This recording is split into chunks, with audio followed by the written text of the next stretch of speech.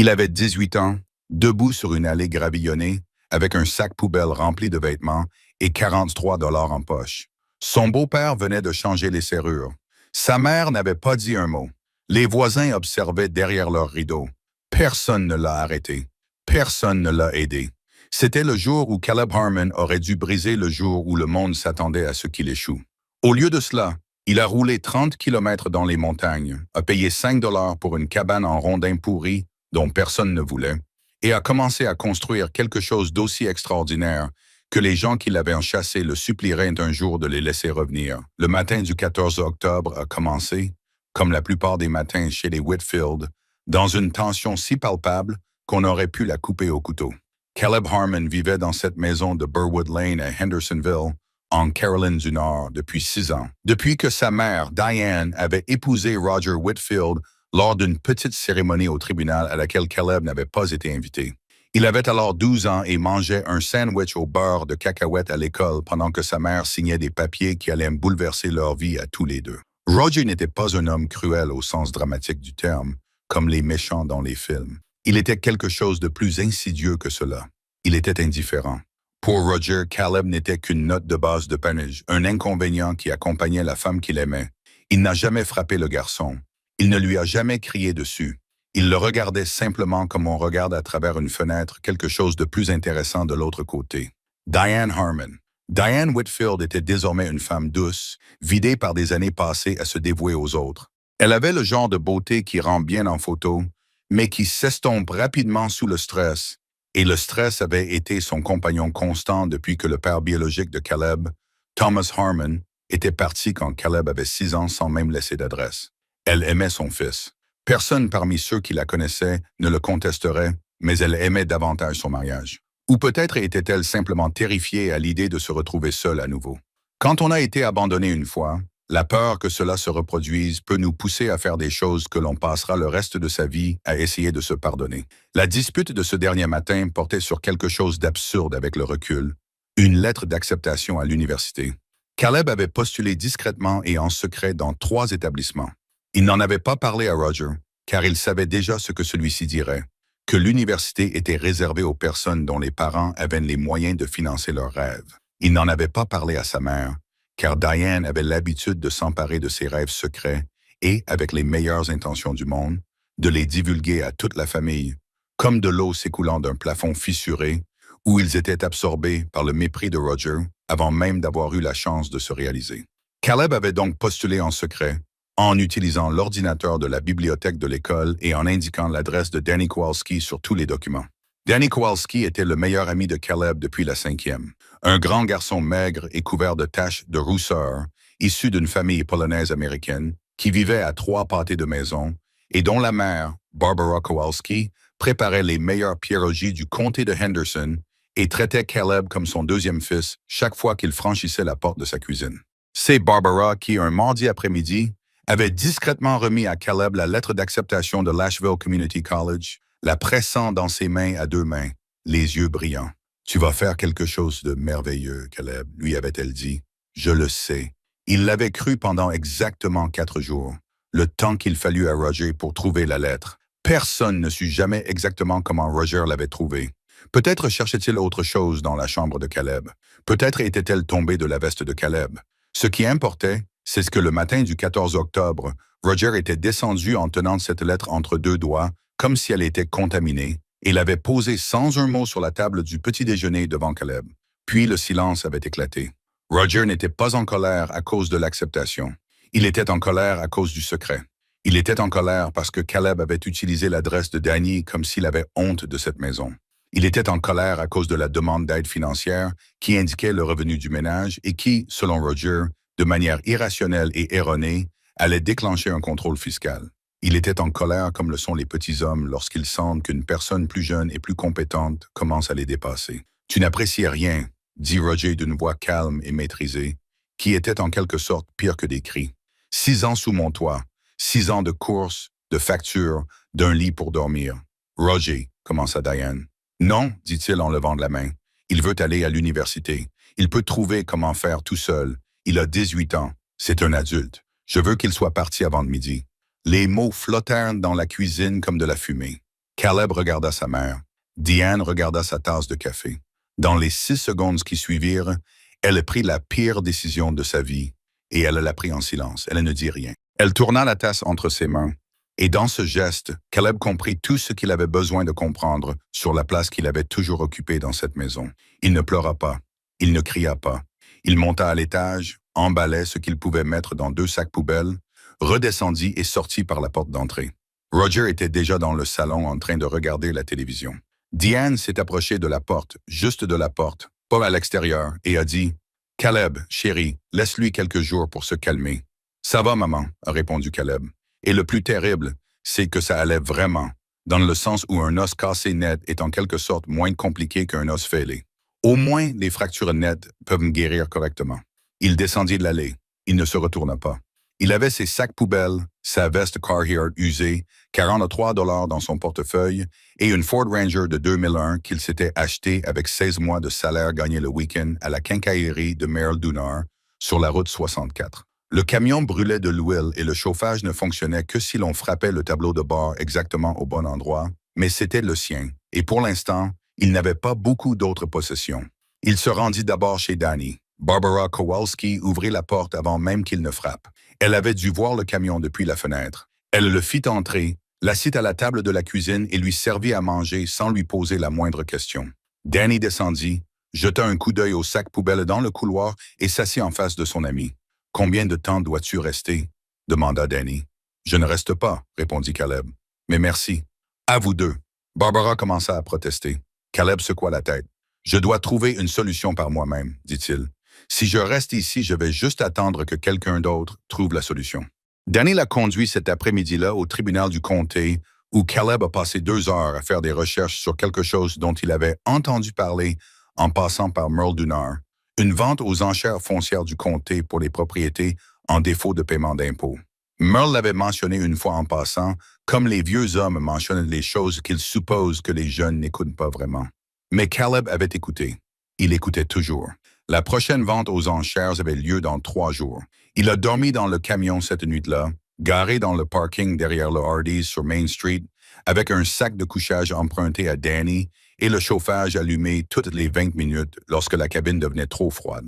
Il a mangé un sandwich acheté à la station-service pour le dîner et une pomme abîmée pour le petit déjeuner et a passé le temps entre les deux à rédiger une liste au dos d'un reçu. La liste ne comportait qu'un seul élément, ne pas abandonner. La vente aux enchères fiscales du comté de Henderson eut lieu un jeudi matin dans une salle éclairée par des néons, dans le bâtiment administratif du comté qui sentait le vieux tapis et le café brûlé. Il y avait peut-être une trentaine de personnes assises sur des chaises pliantes, pour la plupart des hommes âgés en blouse de travail, quelques investisseurs immobiliers en costume chic tapant sur leur téléphone, et une femme d'une société immobilière locale nommée Connie Bates, que tout le monde semblait connaître de nom. Caleb était assis au dernier rang, vêtu de sa veste Carhartt, avec 43 $ dans son portefeuille, et la très réelle possibilité que rien de tout cela ne fonctionne.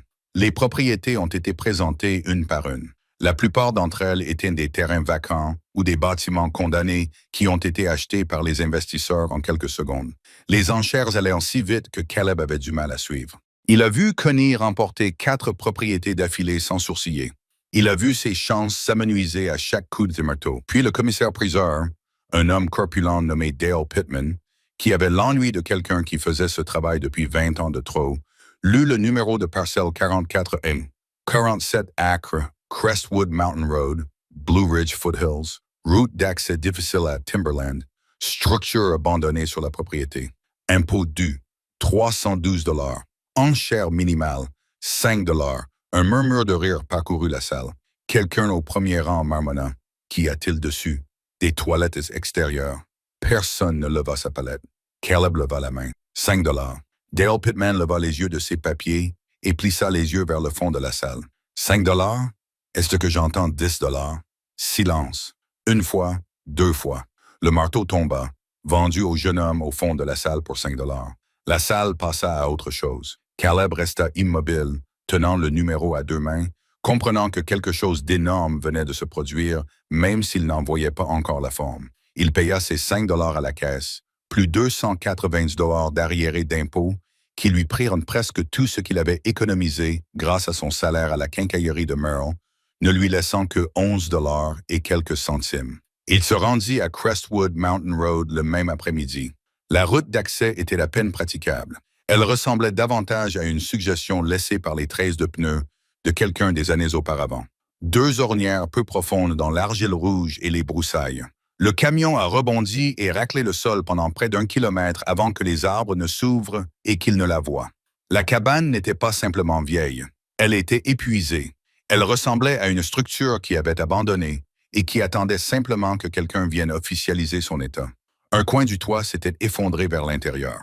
Le porche s'était détaché du mur avant et penchait à un angle instable vers les mauvaises herbes. 2 des 4 fenêtres avaient complètement disparu. Les ouvertures étaient recouvertes de ce qui avait autrefois été du contreplaqué, mais qui ressemblait désormais davantage à du carton humide. Les rondins eux-mêmes, de véritables rondins de une, coupés à la main et en jugé par leur aspect, vieux d'1 siècle peut-être, avaient noirci à cause de l'humidité et étaient par endroits recouverts de mousse. Mais les rondins étaient toujours là, et ils étaient énormes, du vieux bois, le genre qu'on avait cessé de couper il y a des décennies parce qu'il n'y en avait plus. Caleb fit le tour du périmètre, frappant les rondins avec ses jointures, appuyant son pouce contre le bois à différents endroits. Faisant ce qu'il avait vu Merle Dunbar faire lorsqu'il examinait le bois, peut-être 30% étaient vraiment compromis. Le reste était solide. Il se tenait devant la cabane alors que le soleil d'octobre disparaissait derrière la crête et teintait le ciel de la couleur d'une cheminée. Et il prit une décision qu'il décrirait plus tard dans des interviews comme la chose la plus courageuse ou la plus naïve qu'il ait jamais faite. Et la réponse, disait-il, dépendait entièrement de l'année où on lui posait la question. Il décida que c'était chez lui. Il a de nouveau dormi dans son camion cette nuit-là, mais cette fois, le camion était garé sur son propre terrain. Cela a fait toute la différence. Ce qui a suivi n'était pas un montage. Ce n'était pas un best-of. Ce furent 9 mois de blessures dues au froid, d'humiliations dues à des revers et d'un travail quotidien éreintant, sans public ni applaudissements, qui exigeait de trouver sa motivation au plus profond de soi, là où personne ne vous regarde. Le premier problème de Caleb était d'ordre pratique. Il n'avait ni argent ni outils électriques. Son deuxième problème était presque aussi urgent. Il n'avait aucune connaissance. Il avait grandi dans des maisons de banlieue où l'entretien consistait à appeler un bricoleur. Il avait observé l'équipe de Merle Dunbar à la quincaillerie travailler sur des projets, absorbant les choses par proximité, comme on absorbe la langue dans un pays étranger. Mais le faire réellement, c'était différent. Son éducation provenait de 3 sources. La première était Walt Pwitt. Walt avait 67 ans et vivait dans une ferme à 6 kilomètres en contrebas de la montagne. Caleb le trouva tout à fait par hasard alors qu'il roulait sur la route, un après-midi, à la recherche de quelqu'un qui pourrait lui parler de l'histoire de la propriété. Walt était dans son allée, en train de fendre du bois avec l'efficacité méthodique d'un homme qui a fait quelque chose 10 000 fois et qui n'a plus besoin d'y réfléchir. Il avait le visage de quelqu'un qui a passé 6 décennies dehors par tous les temps, ridé et vigilant, de la couleur du cuir vieilli. Caleb arrêta son camion, il se présenta. Il expliqua ce qu'il avait acheté. Walt posa son maillet et le regarda longuement. « La vieille cabane Harker », dit-il finalement. « Je ne sais pas ce que c'était, je sais juste ce que c'est maintenant. » Walt le regarda encore longuement. Puis il dit, « Entrez, ma femme va faire du café. » La femme de Walt, Ruth, était une petite femme précise qui se déplaçait dans sa cuisine avec l'assurance de quelqu'un qui a géré un foyer pendant des temps difficiles et qui sait qu'il n'y a rien sous son toit qui ne puisse être réparé, fabriqué ou fait sans. Elle versa le café, coupa le gâteau et écouta sans faire de commentaires, tandis que Caleb expliquait sa situation avec une franchise qu'il avait apprise à être la seule monnaie qui fonctionnait réellement avec des gens comme Walt et Ruth Pwitt. Il avait été mis à la porte. Il avait 47 acres et une cabane en ruine. Il n'avait pas d'argent, peu de compétences et nulle part où aller.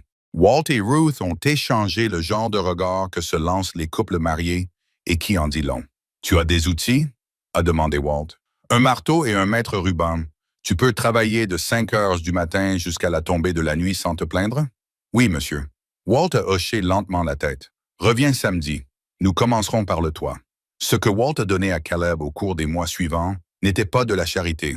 C'était un mentorat à l'ancienne où le professeur est strict et exigeant et ne vous félicite pas pour l'ordinaire, car l'ordinaire est attendu. Walt avait construit 2 bâtiments de ses propres mains sur sa propriété. Il avait appris de son père, qui avait lui-même appris de son grand-père. Et ce savoir avait été transmis comme il se transmet dans les familles qui n'ont pas les moyens d'externaliser leurs problèmes par la démonstration, la répétition et parfois des mots durs quand vous ne faisiez pas attention. La deuxième source d'éducation de Caleb était la bibliothèque du comté de Henderson et une bibliothécaire nommée Patricia Odom, qui y travaillait depuis 31 ans et qui, au cours de ces 3 décennies, avait développé une capacité extraordinaire à trouver le livre qui convenait à chaque personne. Lorsque Caleb est venu et lui a expliqué, avec une certaine maladresse, qu'il avait besoin d'apprendre la construction et la menuiserie, et peut-être aussi la plomberie et l'électricité, Patricia n'a pas sourcillé.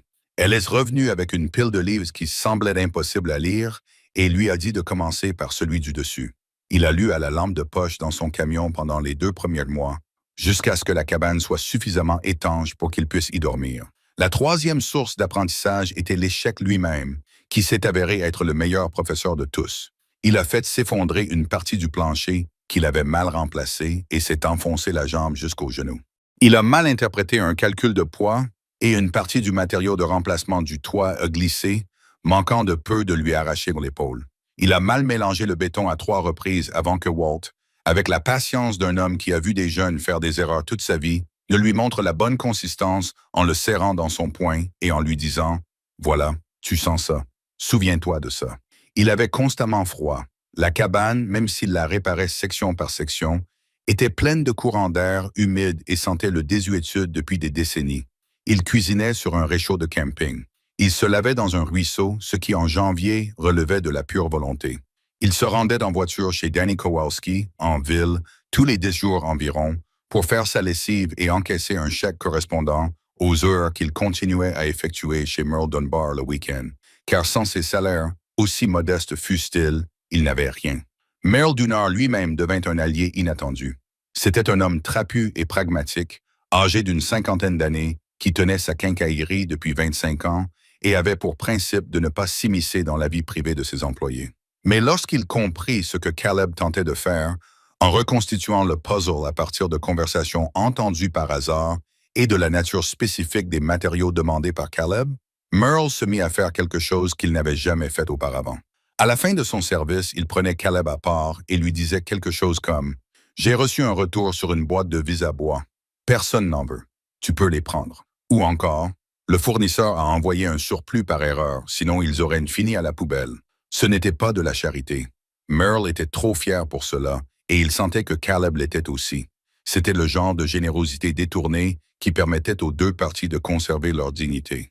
En février, Caleb avait un toit solide, des sols réparés, 2 fenêtres fonctionnelles et un poêle à bois que Walt l'avait aidé à installer à l'aide d'une cheminée récupérée. En avril, il avait l'eau courante grâce à un puits qu'il avait nettoyé et préparé sous la supervision de Walt. En juin, il disposait d'une alimentation électrique de base limitée provenant d'un générateur d'occasion et d'une cuisine qui fonctionnait au sens propre du terme. La cabane n'était pas encore belle, mais elle était vivante. Puis il se produisit quelque chose que Caleb n'avait pas prévu, qu'il n'avait pas anticipé et qui allait changer le cours des choses. C'est Danny Kowalski qui prit la photo. Il était monté dans la montagne un samedi de fin juin, officiellement pour aider Caleb à débroussailler le côté sud de la propriété. Mais Danny avait également apporté son appareil photo, un appareil numérique sans miroir qu'il avait acheté d'occasion et dont il apprenait à se servir, et vers le milieu de l'après-midi, alors que la lumière traversait les arbres sous un angle qui n'apparaît que pendant environ 40 minutes en fin d'après-midi par une journée d'été clair. Danny a levé les yeux de son travail et a vu Caleb debout sur le porche réparé de la cabane, une tasse de café à la main, regardant au-delà de la crête, complètement inconscient d'être observé. Derrière Caleb, la cabane se dressait dans une lumière dorée, les vieilles rondins chauds et sombres, le bois neuf du porche encore brillant, toute la structure à la fois ancienne et nouvellement vivante. Autour d'elle, la montagne s'étendait en vagues de verdure. Le ciel derrière la crête était orange vif. Danny prit la photo. Il la publia sur Instagram le soir même avec une simple légende. Mon pote Caleb a acheté une cabane abandonnée pour 5 $ quand il avait 18 ans. 8 mois plus tard, voici ce qu'il a construit tout seul avec presque pas d'argent. Le lendemain matin, elle avait reçu 40 000 likes. Le lundi suivant, elle avait été reprise par 3 médias régionaux, Un groupe Facebook de 2 millions de membres consacré à l'agriculture et un site web appelé Rural Revival qui traitait de projets de vie durables et hors réseau à travers l'Amérique. Caleb n'avait pas d'accès Internet fiable. Il a découvert ce qui s'était passé lorsqu'il s'est rendu chez Danny le mardi et qu'il est entré dans un chaos à peine contenable, auquel il n'était absolument pas préparé. Le téléphone de Danny n'arrêtait pas de sonner. Sa boîte de réception était pleine. Il y avait des demandes d'interview de la part de chaînes d'information d'Asheville, Charlotte et Raleigh. Une société de production de Nashville avait envoyé un email pour se renseigner sur un éventuel documentaire ou contenu télévisé. Un homme du nom de Stephen Gard, qui s'est avéré être une personnalité YouTube assez connue dans le domaine de l'agriculture et de l'autosuffisance, avec 1,2 million d'abonnés, avait personnellement envoyé un message à Danny pour lui demander de se présenter. Caleb s'assit à la table de la cuisine de Danny et fixa l'écran pendant un long moment. « Que veux-tu faire » demanda Danny. Caleb y réfléchit attentivement. Il pensa à toutes les façons dont cette attention soudaine pouvait mal tourner. Il repensa à, il y a 18 mois, lorsqu'il mangeait un sandwich acheté dans une station-service dans un parking sombre et qu'il dressait une liste avec un seul élément. Il pensa à ce que cette propriété pourrait devenir s'il avait les ressources nécessaires. « Je veux créer une chaîne YouTube », dit-il. Danny sourit si largement qu'on aurait dit que cela lui faisait mal. « J'espérais que tu dirais ça. » Ils appelèrent la chaîne Harmon Ridge. Danny devint caméraman et monteur. Caleb devint la présence devant la caméra, même si présence était une façon gentille de décrire ses premières apparitions. Il était maladroit, parlait doucement, ne savait pas où poser son regard et était clairement plus à l'aise pour travailler de ses mains que pour parler devant une caméra. Mais il y avait quelque chose dans son authenticité qui touchait les gens d'une manière qu'aucun raffinement ne pouvait égaler. Il faisait cela sincèrement. Chaque réparation était réelle. Chaque erreur était réelle. Chaque moment de satisfaction tranquille lorsque quelque chose fonctionnait. Cela aussi était réel. En 6 mois, Harmon Ridge comptait 112 000 abonnés. En un an, il en comptait 400 000. L'argent, modeste au début, puis croissant, a été entièrement réinvesti dans la propriété. Une pompe de puits adéquate, une véritable isolation, une rénovation de la cuisine que Caleb a documentée en 4 épisodes qui ont totalisé 8 millions de vues. Une salle de bain supplémentaire que Walt a aidé à concevoir à partir d'un plan dessiné à la main sur un bloc-notes jaune. Et la propriété elle-même a commencé à se transformer d'une manière qui allait au-delà de la cabane. L'appel est arrivé un mardi matin d'octobre, presque 2 ans jour pour jour après que Roger Whitfield ait changé les serrures de Burwood Lane. Caleb était sur le toit de ce qui était devenu une deuxième structure sur la propriété, une petite cabane d'invités qu'il avait construite à partir de zéro, en utilisant du bois qu'il avait lui-même abattu lorsque son téléphone a sonné avec un numéro qu'il ne reconnaissait pas. Il a failli ne pas répondre. Il était en train de poser des bardeaux de feuilletage, la lumière du matin était à l'angle parfait et il avait appris à protéger jalousement ses fenêtres de travail. Il a répondu.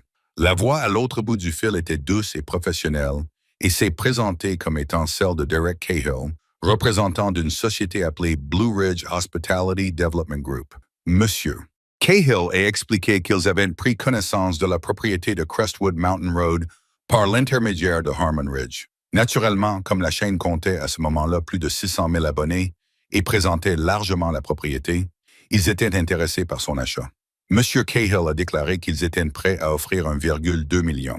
Caleb s'est resté assis un long moment au sommet du toit, le téléphone collé à l'oreille, la montagne s'étendant autour de lui dans toutes les directions. Puis il a dit « Pouvez-vous m'envoyer quelque chose par écrit ?» Il a descendu la montagne cet après-midi-là et a appelé Danny.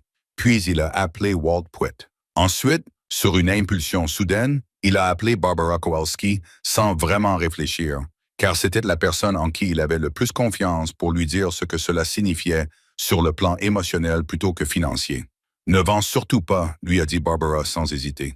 Il savait déjà que ce serait sa réponse, mais l'entendre de la bouche de quelqu'un d'autre l'a aidé. Il a rappelé Derek Cahill le lendemain et a refusé. C'est alors que l'histoire a pris une tournure plus sombre. Il s'est avéré que Blue Ridge Hospitality Development Group n'était pas simplement intéressé par les 47 acres de Caleb. Ils étaient intéressés par une parcelle plus grande, une étendue de terrain montagneux contigu totalisant environ 300 acres, et la propriété de Caleb en était la clé de voûte. Sans ces 47 acres, le plan de développement ne pouvait aboutir. Son terrain était le seul point d'accès viable aux sections plus élevées qu'il convoitait. Lorsque Caleb a refusé, Le ton de Derek Cahill a subtilement, mais indéniablement, changé, passant d'un ton professionnel à un ton plus agressif. Il a mentionné qu'il existait des réglementations routières au niveau du comté qui pourraient affecter la servitude d'accès de Caleb.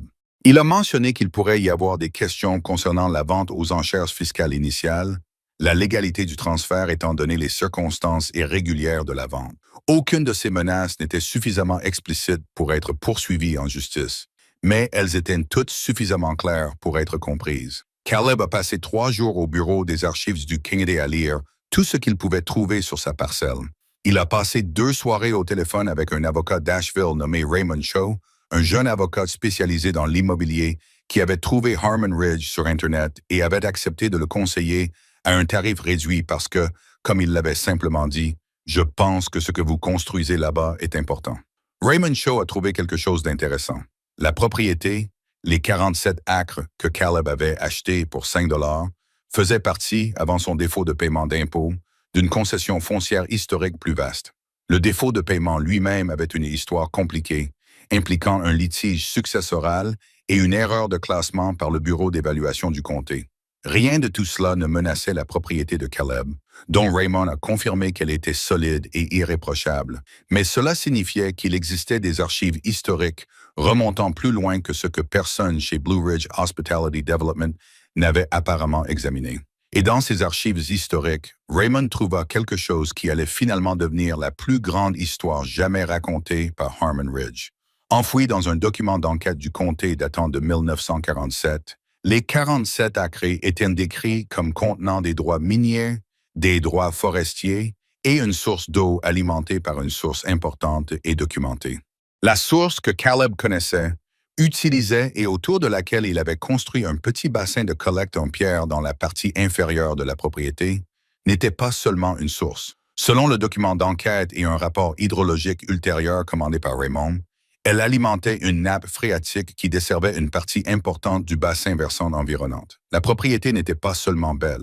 Ce n'était pas seulement une belle histoire pour YouTube. Elle constituait, d'un point de vue juridique et environnemental très spécifique, une infrastructure essentielle pour l'écosystème montagneux dans lequel elle s'inscrivait. Lorsque cette information a été rendue publique, lorsque Caleb l'a documentée dans une vidéo intitulée « The Real Reason They Want My Land », la vraie raison pour laquelle ils veulent mon terrain, qui a accumulé 3 millions de vues dès la première semaine, tout a changé. Des groupes environnementaux ont pris contact. Un législateur de l'État a appelé une journaliste d'un grand journal régional, une femme perspicace nommée Cora Deaka, qui écrivait pour le Charlotte Observer et a publié un article en première page sur les tactiques du groupe de développement, ce qui a déclenché une enquête officielle de l'État. Derek Cahill a cessé d'appeler. Le Blue Ridge Hospitality Development Group a discrètement retiré son intérêt pour les parcelles concernées et Caleb Harmon, 20 ans, debout devant une cabane qu'il avait achetée pour 5 $ et qui était désormais au centre d'une véritable histoire de conservation, a mis en ligne une vidéo dans laquelle il disait simplement et sans dramatiser. Parfois, ce que vous construisez pour survivre devient ce qui protège tout le monde autour de vous. Je ne l'avais pas prévu, mais je m'en contenterai. La vidéo a été vue 5 millions de fois. C'était la vidéo la plus regardée qu'il ait jamais réalisée, et elle le resta pendant près de 14 mois, jusqu'à l'ouverture de la cabane d'hôte. La deuxième cabane, celle que Caleb avait commencé à construire lorsque la première vague de croissance de sa chaîne lui avait donné une marge de manœuvre financière significative, a été achevée à la fin du printemps de la 21e année de Caleb. Il a fallu 14 mois de construction documentée, 43 épisodes YouTube individuels et la participation de 6 personnes qui avaient fait le trajet jusqu'à Crestwood Mountain Road depuis différents États, simplement parce qu'elles avaient regardé la chaîne et voulaient contribuer concrètement à quelque chose de réel.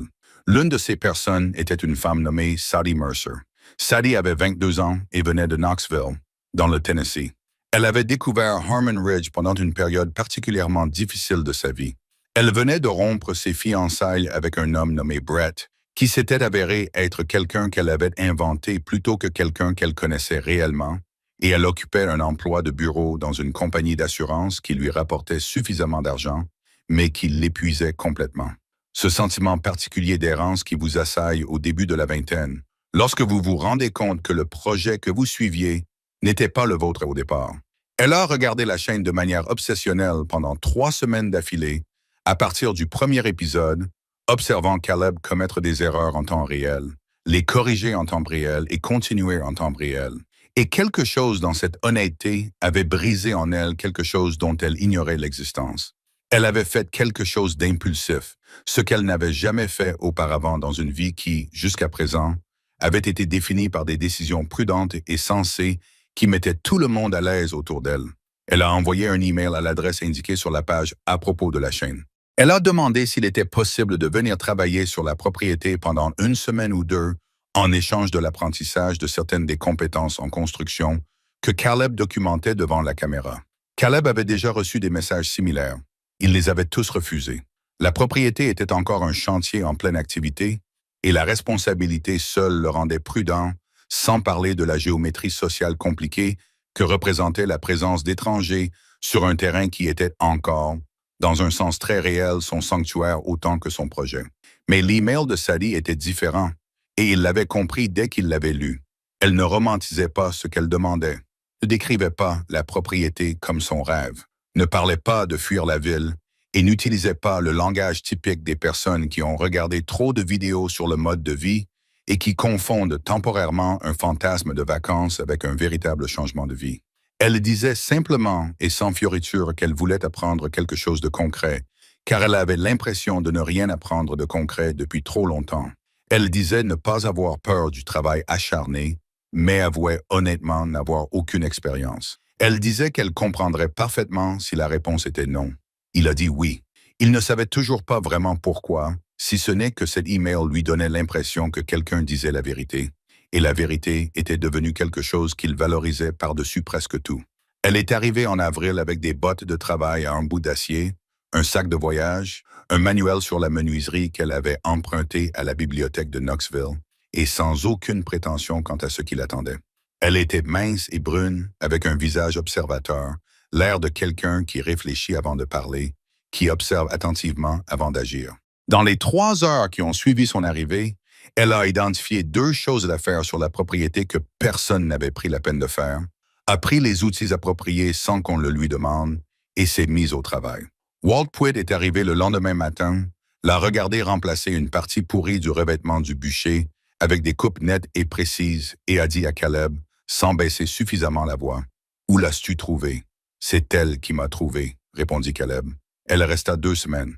Puis elle retourna à Knoxville, s'assit dans son appartement raisonnable avec ses meubles raisonnables, donna son préavis de 2 semaines à la compagnie d'assurance, tandis que ses amis raisonnables lui disaient qu'elle commettait une terrible erreur, fit ses valises avec ce dont elle avait réellement besoin, plutôt que tout ce qu'elle possédait, et appela Caleb pour lui demander si elle pouvait revenir. Il dit oui, lui aussi, plus rapidement que la première fois. Leur relation ne s'est pas annoncée. Elle s'est construite comme les structures de la propriété, lentement, avec intention, en comprenant que tout ce qui vaut la peine d'être possédé a besoin d'une base solide avant de commencer à ériger des murs. Ils ont passé de longues journées à faire un travail difficile côte à côte, dans l'intimité particulière du travail physique partagé, où il n'y a pas de performance parce qu'on est trop fatigué pour en faire, où une personne se révèle à travers la façon dont elle gère la frustration, dont elle réagit à l'échec, dont elle tient parole quand c'est difficile. Ils ont appris à se connaître avec une certitude tranquille qui n'a pas besoin d'être exprimée à haute voix pour être absolument réelle. Lorsque la cabane d'amis a été terminée, aucun d'eux ne prétendait plus qu'ils n'étaient que des amis. Ils n'avaient tout simplement pas encore dit le reste. Comme on repousse parfois le moment de dire quelque chose d'important, car on sait qu'une fois que c'est dit, tout change et que l'anticipation elle-même est une sorte de douceur à laquelle on hésite à renoncer. L'ouverture de la cabane d'amis a également changé cela. Le changement avait tendance à s'accélérer sur cette montagne. Ils ont mis la cabane en location à court terme, non seulement pour les revenus qu'elle générait, dont ils avaient besoin, mais aussi parce que Caleb avait commencé à développer une vision plus large pour la propriété, quelque chose qu'il avait en tête depuis des mois et qu'il venait seulement de commencer à articuler clairement, même pour lui-même. Il pensait à un endroit où les gens pourraient venir apprendre, non pas pour regarder quelqu'un construire quelque chose sur un écran, mais pour se tenir aux côtés d'une personne qui savait ce qu'elle faisait et mettre leurs propres mains sur le bois, la pierre et la corde, et apprendre les bases de la fabrication d'objets durables. Un endroit où le numérique et le physique pourraient être la même chose plutôt que des opposés. Un endroit où la communauté des chaînes, qui était devenu quelque chose de vraiment remarquable. Les personnes qui avaient regardé la série depuis le premier épisode, qui lui avaient écrit pendant les moments difficiles, qui lui avaient envoyé des outils et du matériel au début, lorsqu'il avait mentionné avoir besoin de quelque chose et avait trouvé des colis au bas de la route de montagne, pouvaient devenir, du moins pour certaines d'entre elles, plus qu'une simple relation virtuelle. Il a fixé un prix modeste pour la cabane d'hôtes parce qu'il voulait que les personnes qui en avaient le plus besoin puissent se le permettre et non parce qu'ils n'avaient pas encore compris ce qu'il avait construit. Dans les 48 heures qui ont suivi sa mise en ligne, toutes les dates disponibles pour les 4 prochains mois ont été réservées. Les commentaires ont été positifs, les gens disant des choses vraies plutôt que des choses composées. L'endroit le plus paisible où j'ai jamais séjourné. J'ai pleuré sur la terrasse le dernier matin parce que je ne voulais pas partir. J'ai conduit 6 heures et je conduirai 12 heures la prochaine fois. C'est à cela que devait servir Internet. Trouver des choses authentiques. Caleb les a tous lus. Il ne savait pas trop à quoi s'attendre, mais il ne s'attendait pas à cela. Il ne s'attendait pas à ce que des inconnus lui disent avec tant d'émotion que ce qu'il avait construit de ses mains, avec son obstination et les conseils d'un vieil homme nommé Walt, leur avait apporté quelque chose qu'il n'avait trouvé nulle part ailleurs. Il a réinvesti chaque dollar. 2 autres terrains ont été défrichés et nivelés sur le versant sud, où la lumière était la meilleure. Raymond Cho a mis en place une structure adéquate en accordant une attention particulière à la planification à long terme. Patricia Odom, à la bibliothèque du comté, toujours là, sachant toujours exactement quel livre une personne avait besoin, a produit une liste de recherche sur les programmes d'enseignement de la construction traditionnelle et les organisations de préservation de l'artisanat que Caleb a mis 3 semaines à parcourir. Grâce à l'une de ces organisations, l'Appalachian Craft Preservation Society, il a établi un partenariat officiel qui allait permettre à la propriété d'obtenir le statut de site historique et transformer l'atelier de charpenterie en un lieu d'apprentissage pleinement accrédité. Ces cours mensuels sur les techniques de construction traditionnelles étaient complets plusieurs mois à l'avance, avant même d'être annoncés. La propriété était en train de devenir quelque chose que ni Caleb, ni aucun des spectateurs qui suivaient sa chaîne depuis le début n'avaient imaginé. Ils auraient peut-être dû, car la logique était là dès le début, dans l'épisode 1, lorsqu'un jeune homme d'à peine 18 ans, les mains gelées et muni d'un réchaud de camping, avait regardé une ruine dans les bois et décidé que c'était le début de quelque chose plutôt que la fin. Et c'était le cas. Cela s'est avéré être le début de beaucoup de choses. C'est Barbara Kowalski qui lui a dit en premier, car Barbara semblait toujours être la première à savoir les choses importantes. Elle l'a appelé un soir de février, alors que la neige tombait abondamment sur la crête et que la cabane était chauffée par le poêle à bois et que Sadie préparait le dîner dans la cuisine que Caleb avait reconstruite lui-même, planche par planche. « Ta mère m'a appelé, » dit Barbara. Le silence de Caleb dura suffisamment longtemps pour que Barbara lui demande s'il était toujours là. « Que voulait-elle » dit-il finalement. « Elle veut te voir. » Une pause. Roger a quitté Caleb il y a environ 8 mois. Je ne t'en ai pas parlé parce que je ne savais pas si c'était mon rôle. Mais elle ne va pas bien. Elle vit dans un appartement loué de l'autre côté de la ville. Elle regarde ta chaîne.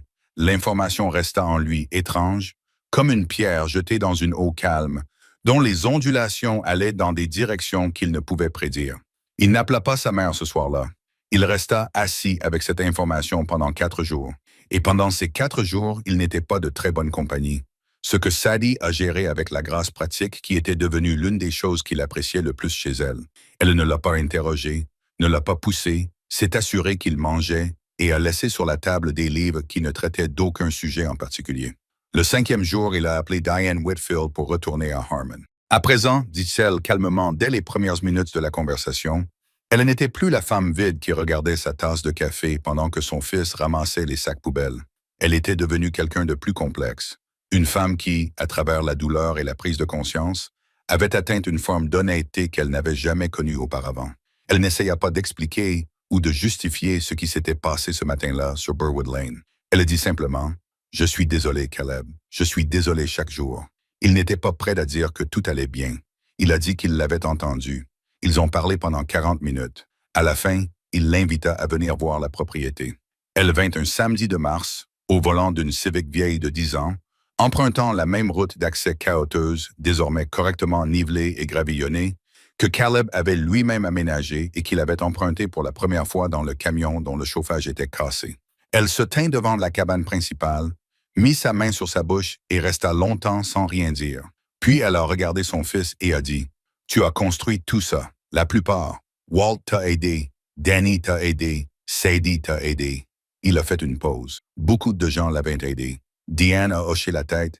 Elle s'est essuyé les yeux avec le dos de la main dans un geste si familier qu'il l'a touché au cœur. « C'est comme ça que ça marche, n'est-ce pas? » a-t-elle dit. On ne peut pas construire quelque chose de réel tout seul. Ce n'était pas du pardon. Pas encore. Le pardon n'est pas un moment unique, mais un long processus que Caleb venait seulement de commencer. Mais c'était un début. Il lui montra la propriété. Il lui montra la source avec le bassin de collecte en pierre. Il lui montra la deuxième cabane et le terrain défriché pour la troisième. Elle s'assit à sa table de cuisine. La table de cuisine qu'il avait construite lui-même. Charpente en bois, assemblage à tenons et mortaise. Le premier meuble qu'il avait fabriqué de toutes pièces. Elle prit un café avec lui et Sadie, et lorsqu'elle partit, quelque chose avait changé. Pas réparé, mais changé, comme une fondation qui s'installe dans le sol. Roger Whitfield prit également contact, mais de manière différente, par le biais d'un message envoyé à la boîte de réception générale de Harmon Ridge Channel, que Sadie trouva en parcourant la correspondance. Elle l'apporta à Caleb sans faire de commentaires, et le laissa décider quoi en faire. Le message comportait 3 phrases. Il disait que Roger avait commis une erreur. Il disait qu'il avait regardé la chaîne. Il disait qu'il pensait que Caleb devait savoir qu'il était fier. Caleb lut le message 2 fois. Puis il posa son téléphone, sortit et se tint sur le porche de la cabane qu'il avait achetée pour 5 $ et reconstruite à partir d'une ruine, et il ne ressentit pas ce qu'il aurait pu s'attendre à ressentir. Il ne ressentit pas de triomphe. Il ne ressentait pas la satisfaction d'avoir été innocenté, même s'il avait mérité cette satisfaction à juste titre. Il ressentait surtout un sentiment tranquille et simple d'accomplissement. Le sentiment que l'on éprouve lorsqu'on prend du recul et que l'on constate qu'un travail difficile est terminé, solide et durable. Il n'a pas répondu au message de Roger. Pas à ce moment-là. Peut-être un jour, mais pas encore. Lorsque Caleb Harmon a eu 23 ans, Harmon Ridge comptait 1,88 million d'abonnés sur YouTube et avait fait l'objet d'articles dans le magazine This Old House, le Washington Post et d'un documentaire diffusé sur une chaîne de télévision publique régionale, puis repris par une chaîne nationale spécialisée dans les activités de plein air. La propriété s'étend sur 47 acres sur Crestwood Mountain Road, un terrain dont personne ne voulait. Le terrain, vendu pour 5 $, comprenait 4 structures. La cabane d'origine restaurée, la première cabane d'hôte, une deuxième cabane d'hôte achevée l'été précédent et un atelier de charpente en bois qui accueillait des cours mensuels sur les techniques de construction traditionnelles, toujours complets plusieurs mois à l'avance. La demande de partenariat avec l'Appalachian Craft Preservation Society signifiait que la propriété avait reçu une petite désignation historique qui offrait à la fois un avantage fiscal et une protection contre le type d'intérêt immobilier qui s'était manifesté sous la forme de la voix suave et des menaces voilées de Derek Cahill. Raymond Shaw avait structuré l'entreprise avec soin et prévoyance.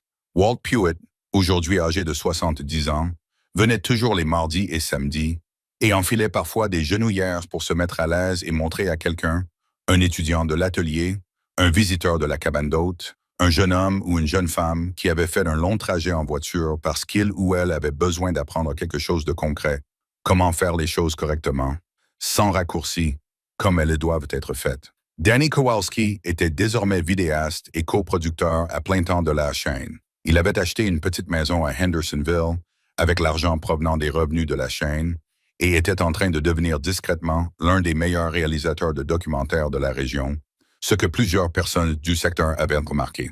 Barbara Kowalski faisait toujours les meilleurs pierogies du comté de Henderson, et c'était toujours elle que Caleb appelait lorsqu'il avait besoin de quelqu'un pour lui expliquer la signification d'un mot. Sadie Mercer avait conçu l'intérieur de la deuxième cabane d'invités avec une esthétique sobre et chaleureuse qui était devenue l'un des espaces les plus photographiés de la chaîne et avait fait l'objet de 2 articles dans des magazines de design. En décembre de la 22e année de Caleb, elle avait également répondu oui à une question qu'il lui avait posée sous le porche de la cabane d'origine, par une nuit froide où les étoiles étaient extraordinaires et où la fumée du poêle à bois s'élevait tout droit dans l'obscurité, car l'air était parfaitement calme. La bague était simple, il avait fabriqué lui-même l'anneau, et en suivant un tutoriel et les conseils d'un bijoutier d'Asheville nommé Frank Beaumont, qui avait regardé la chaîne et lui avait proposé de le guider. Elle n'était pas parfaite, la jonction était légèrement décentrée, mais elle avait été fabriquée de ses mains et Sadie la portait comme si c'était la chose la plus précieuse qu'on lui ait jamais offerte, car pour elle, c'était le cas. Sur la chaîne, Caleb a documenté ses fiançailles dans une vidéo chaleureuse, brève et, comme à son habitude, sans ostentation. Dans les commentaires, qui étaient devenus une véritable communauté, les gens qui avaient regardé les premières vidéos, alors qu'il était froid, incertain et commettaient des erreurs en temps réel, ont réagi. Même Caleb, qui s'était relativement habitué à l'ampleur prise par la chaîne, a trouvé ses réactions sincèrement émouvantes. Des milliers de personnes qui l'avaient vu construire quelque chose à partir de rien célébraient la prochaine étape de sa construction. Patricia Odom, de la bibliothèque du comté, a laissé un commentaire qui l'a surpris. Elle a simplement dit « Je savais que tu trouverais les bons livres. Félicitations, Caleb. » Mel Dunbar est venu dans la montagne un après-midi de ce printemps-là, pour la première fois de sa vie, et a fait le tour complet du terrain avec Caleb, en silence, s'arrêtant de temps en temps pour examiner quelque chose, un joint, une poutre, un morceau de maçonnerie, avec l'œil critique d'un homme qui a vendu des matériaux toute sa vie et qui sait reconnaître un travail bien fait quand il le voit. À la fin, debout sous le porche avec un café, il a dit « Tu sais ce que c'est? »« Quoi? » a répondu Caleb. « C'est ce qui arrive quand quelqu'un n'abandonne pas. » Caleb acquiesça. Il regarda la crête, les arbres, les 47 acres qui n'appartenaient à personne avant de devenir siennes, les structures issues de la ruine, de l'apprentissage, des erreurs, des matins froids et des conseils patients d'un vieil homme nommé Walt, d'une bibliothécaire nommée Patricia et d'un quincaillier qui distribuait des vises et du mastic avec dignité. « Oui, dit-il, je pense que tu as raison. Il existe dans le monde une forme particulière de justice qui ne s'annonce pas en fanfare. Elle ne se manifeste pas sous la forme d'un méchant confronté à la justice, d'un procès ou d'une porte littéralement claquée au nez de quelqu'un.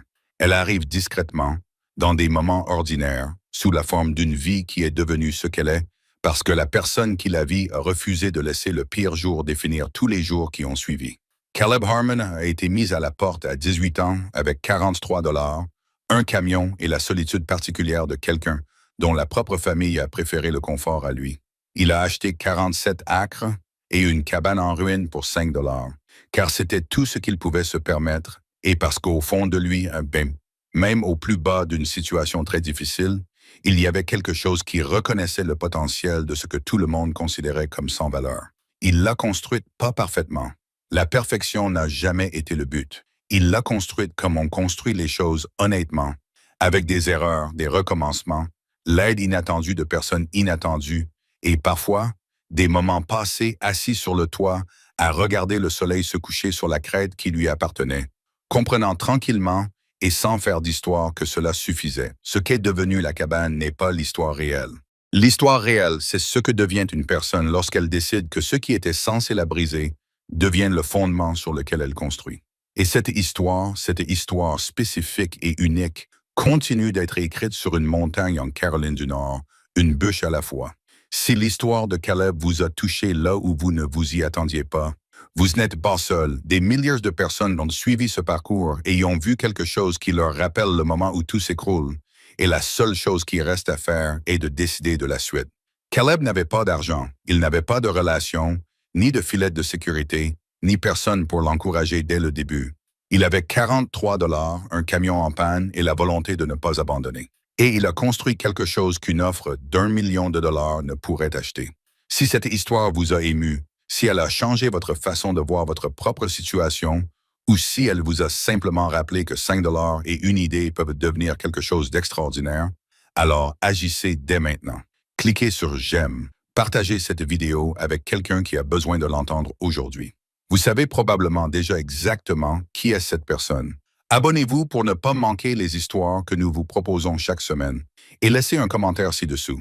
Que construiriez-vous si vous décidiez d'arrêter d'attendre la permission? Nous lisons tous les commentaires. À bientôt pour la prochaine histoire.